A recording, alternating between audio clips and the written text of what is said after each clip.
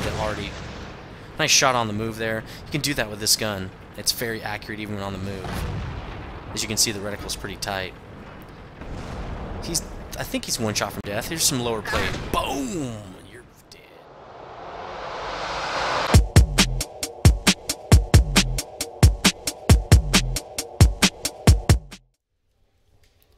Hey guys, welcome back to TigerP.net. This is nethervoid, also known as John, and another strategy series for you this week. And I'm only doing a single strategy series for you, and that's because I've already used up a lot of the tanks and I don't want to run out.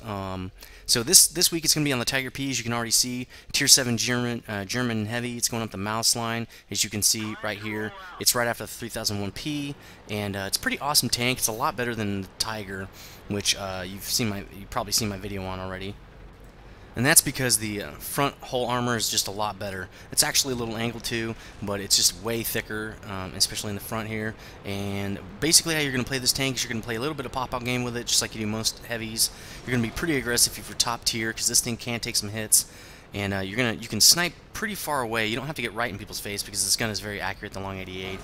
If you're mid or lower tier, or if you have the short 88, you might try flanking people, try to get some side shots on them, just kind of get around them basically. And you can do that because this is a pretty mobile tank, and you don't have to worry as much about getting shot like you do in the Tiger 1. So let's just go over some stats here. 1,450 hit points, the same thing as the Tiger. That's 200 more than the other any of the other factions, so that's really awesome hit points. And really it has that, I think, because the Tiger was so easy to kill, so they bumped up the hit points a little bit. Power to weight ratio, not great, but not horrible. This thing actually moves around pretty good. 670 horsepower, pushing 62 tons. It's not like a KV, but it's not super fast. The Tiger is actually a little faster, and that's because it has a slightly higher engine, horsepower engine, and it's lesser weight. Speed limit 35. You'll probably get into the high 20s on this thing, maybe even the 30s, just depends. It's a pretty awesome tank. It moves around pretty good. 22 traverse is okay. It really, if you know what you're doing, it's pretty hard to get flanked. Just back up and block off the guy that's trying to flank you. If you add that with the 23 turret traverse speed, it's decent. It's 55, or 45. It's a little low, but it's not horrible. Now, here's where it really shines. 200 hull armor, that's amazing. 120 turret armor, not that great. So what you want to do is you don't want to do a hull down, because you're going to have people shooting at your turret or your cupola. Just get right out there and let them shoot at your hull. You'll get lots of bounces and stuff. You don't want to let them flank you. 80mm flat armor, or you're just going to get torn up. So definitely try to keep them in front of you. And that's why if you need to snipe a little bit, it's okay, because you need to keep them in front. Don't let them get the opportunity to flank you. 367 view range is pretty decent. It's like a lot of the big heavies. It's pretty nice view range. 710 signal radio is a really nice radio. It's the highest you're going to get at FUG 12. I don't think it gets any better. We can look at it real quick. FUG 12, nope, it doesn't get any better. What's the mouse get? Well, the mouse gets a better radio, but only slightly. So you're going to be using this radio all the way up to the Tier 9, and I definitely recommend getting it. So great radio. Let's get right into the modules, and then we'll go over weak points. So I already talked about the 710 meter radio. It's pretty awesome. You should have that already unlocked, so just throw it on immediately. If you don't, your radio is going to be pretty standard, not that great. So tracks, when you first get this thing, the tracks are only going to be able to support the short 88 and nothing else. So you do get 2 degrees per second traverse, but mainly you're really getting that 5-ton load capacity increase out of these tracks, and that's really what we want, especially if you want to throw modules on them. This set of modules here is 1.6 tons, so definitely going to want to get those tracks pretty much right off the bat. Engines, all these engines that are locked on the 3001P, so throw the first engine on it right away, that top engine, 670 horsepower, and you'll have great mobility right from the get-go. You do get 20 armor increase on the upgraded turret, and that's all you get. But that's pretty awesome. 20% increase to armor, and that's pretty nice. Obviously, the hidden, usually the slight bonus to reload speed. When you first start out, you should have this short 88 from the 3001P. Throw that on right away for 132 pen, 220 damage.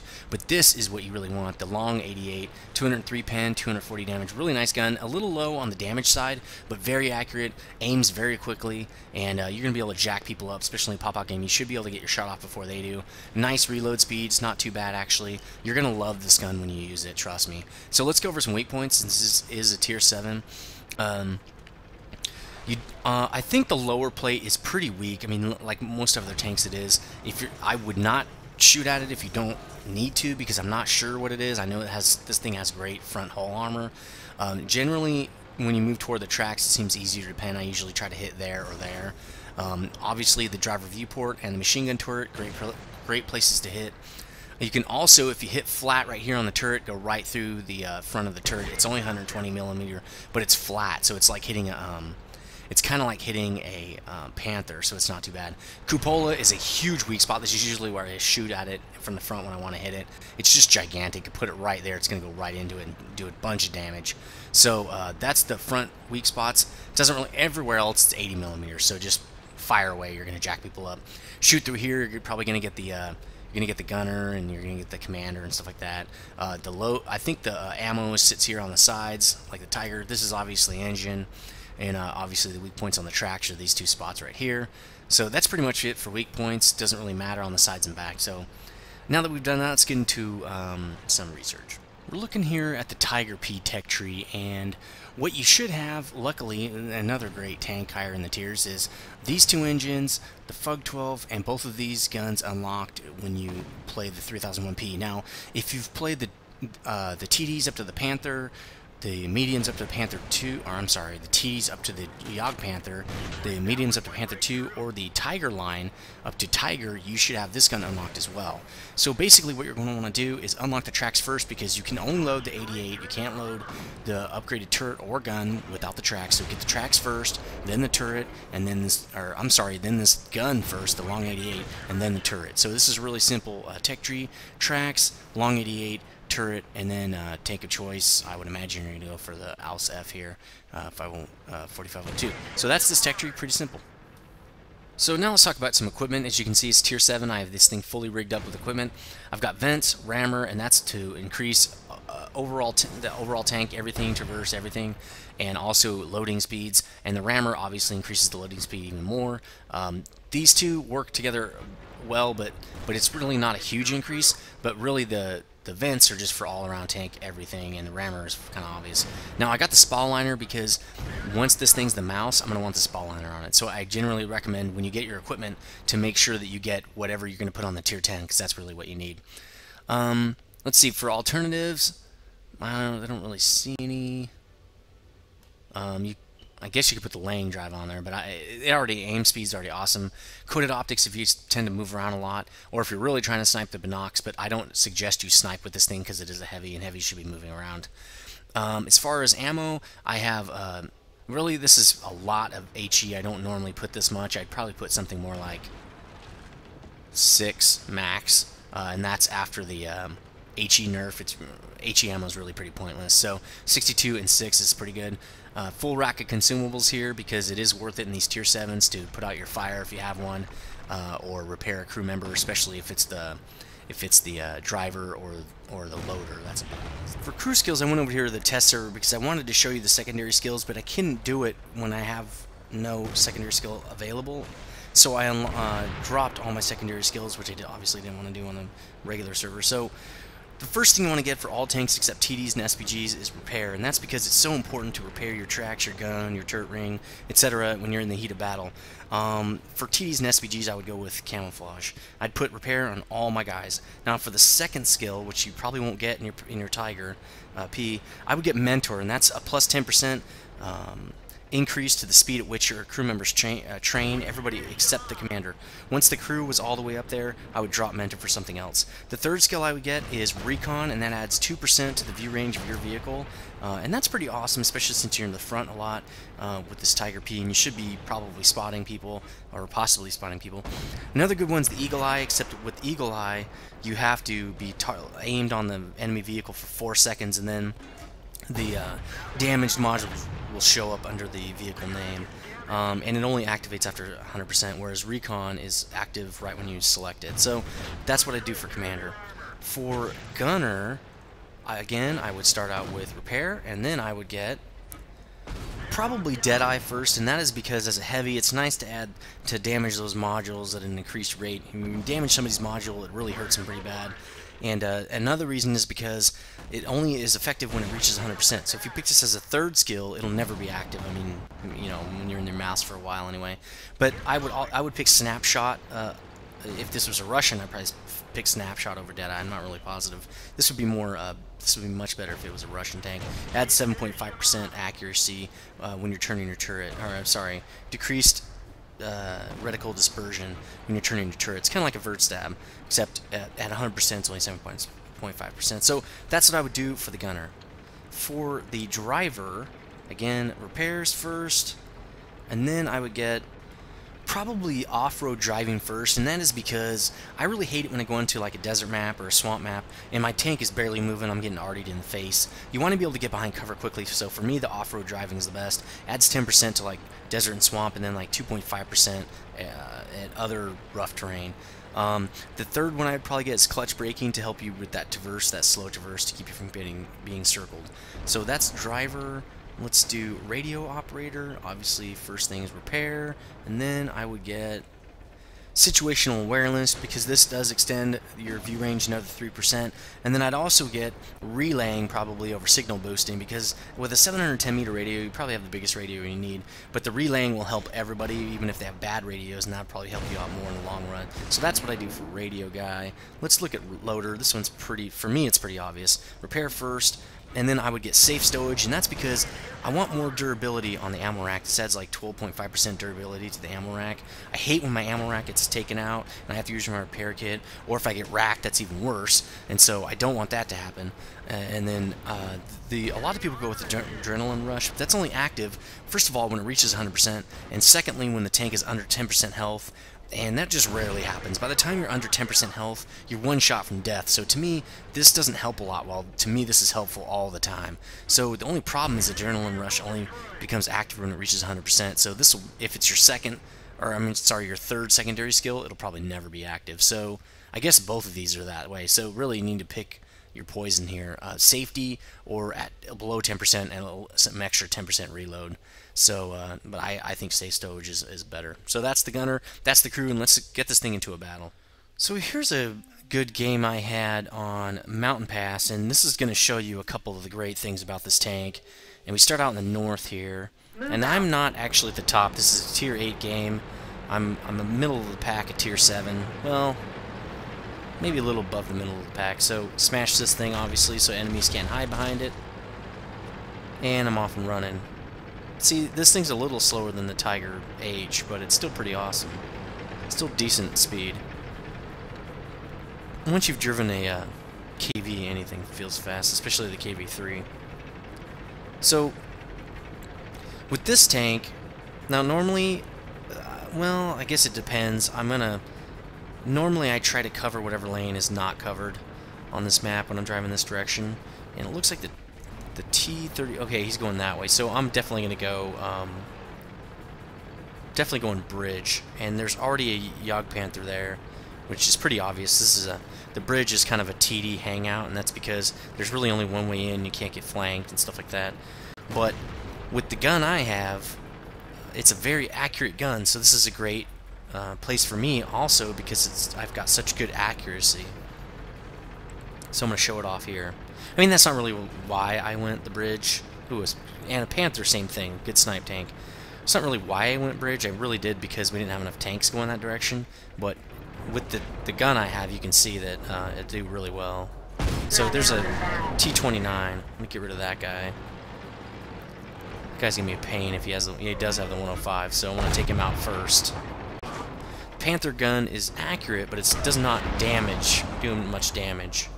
Since I'm playing peekaboo, it's only gonna matter while I'm popped out that I can get shot. So take out the guy with the biggest gun first. So he's getting whittled down, and that's because he's not hiding. He's giving me his hull. Not a good idea. But the Panther really has the spot. The T30. Oh, it's a T34. Okay. Tier 8. So he's dead. This Panther, I don't really have any good shots on him, and I get arty right there pretty bad.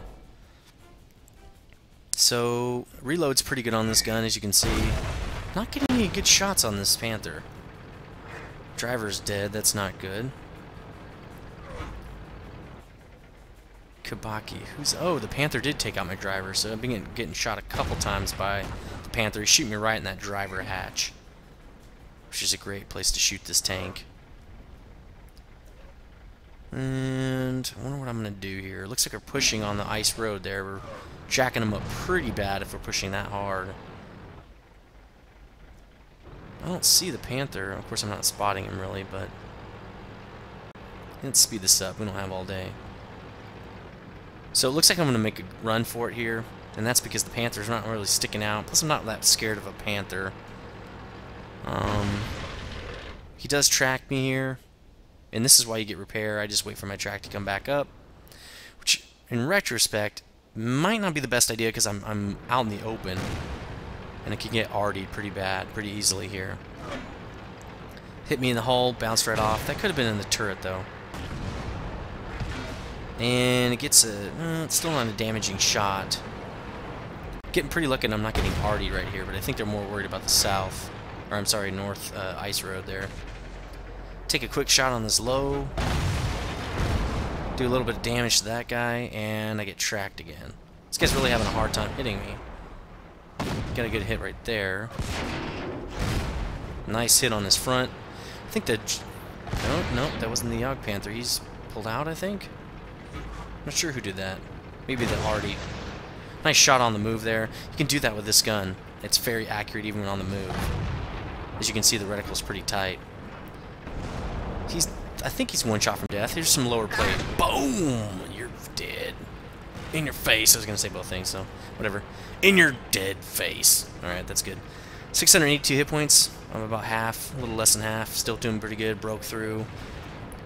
We're only up by one tank, but it seems like this is pretty over. I don't know. It's just my gut feeling on it.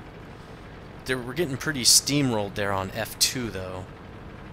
That's probably where that Yogg Panther pulled out to. But we're getting pretty jacked up there. Maybe I'll try to get... Ooh, Artie. Trying to relocate. Boom! You're dead, because that's North Road he thought was falling. Now I'm in an RTB. F2, look at that. They just took out another guy. This is just not going to be good. What is that, IS and a Tiger? IS-3 and a Tiger? Yeah. This could be really bad. So, I think people wanted me to push on the cap. But I don't think that would be a good idea because we've got too much enemy coming into our base. Now, maybe it would have pulled people off of the north ice road, but they could steamroll me pretty easy. I don't know. I don't know what would have happened, but I'm going back. Usually that's a better bet. Priest is trying to jack me up. See if I can get a shot on this guy. Don't want to sit there all day. I don't know if I hit him or not. Probably wouldn't have one-shot him. Let's see if I can get a hit on the IS-3 here. That's a pretty hard shot to get. Nope. Missed him. T-34 shooting him in the back. That's good. He's trying to push for cap right here. And Ferd's saying, go cap. You need a cap. What are you doing? I say, nope. I'm going to RTB. So we'll see who wins. So that's good. IS-3 got taken out. 3485 is pretty jacked up. Where's that? Oh, the Tiger's dead. Okay. Now I am talking a little smack here. That's because... I don't know. I've got a lot of battles, so... I generally know what I'm doing. I don't... When you've got 6,000 battles, I mean, if you know what you're doing in the game anyway, after 6,000 battles, you really don't need a ton of help from dead guys. But, you know, there is a low and a T-29, and that Priest is still a threat. We do have a Hellcat, though, but he's half dead. Where'd the T-3485 go? He just took off. Look at him down there at G2, G1. Okay, and the Hellcat just basically suicides. I don't know why the 3485 went around a long way. This is a pretty epic game, though. It's pretty awesome. I did get a mastery for this game, so I guess I'm blowing it a little bit, but 3485, I have no idea what he's doing. See the radio, though? The radio coverage?